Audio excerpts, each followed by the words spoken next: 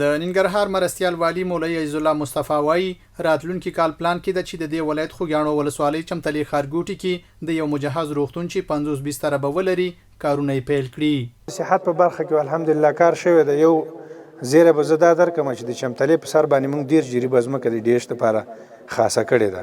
50 بستره به یو دا بیا وروسته ارتقا کوي. نو د هغې بودیجه منظور شوې د المان موسسې لخوا نه.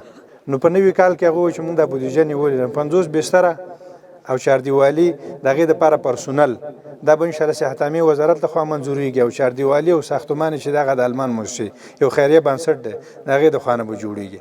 د خوږیاڼو ولسوالۍ یو اوسیدونکی ګلزمان وایي کافي روغتیایي خدمات ورته نه دي برابر. په خبره یې که دغه د چمتلي ډي ایچ کلینیک ورته جوړ شي نو ستونزې به یې راکمې شي. مونږ د خوږیاڼو په ولسوالۍ کې چې ډېر نفوس لري او کلینیکي ستونزې ډېرې لرو که نه او مریضانو د دغې بخش کې لږ کمزورتیا ده او موږ رسیدګي نه کېږي کلینیکونو ته. نو دغه چمتلي په ښارګوټي کې یا د هغه کې چې کوم کلینیک هغه کېږي که دغه چېرته جوړ شي او برابر شي نو د درملنې په اساس ټول ولس ته بلکې نفوس ته ټولو خلکو ته به ستونزې حل شي اسانتیا به رامنځته شي. دغه راز د یادې ولسوالۍ یو ول اوسیدونکی حاجي جمیل وایي ډېری داسې سیمې شته چې روغتیایي کلینیکونه ورڅخه لرې دي او ناروغان په ساعتونو مزل کوي.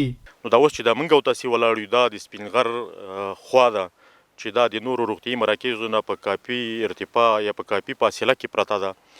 نو تاسې خپله پوهېږي هغه مور چې امیدوار وي هغې روغتیایي مرکز ته چې هغه د وزیر پیر خیلو دی هغې ته چې ځان رسوي نو ډېر په تکلیف باندې رسوي. ترانسپورتي وسایل هم نشته دي، سړکونه خام دي، سړکونه خرابه دي.